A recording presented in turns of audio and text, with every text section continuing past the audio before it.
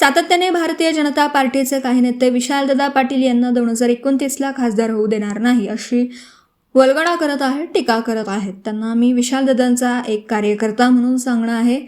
सांगली जिल्ह्यातील जनतेने अपक्ष निवडणूक लढवून ही विशालदादांच्यावर विश्वास ठेवला. त्यांना भरघोस मतांनी निवडून दिलं.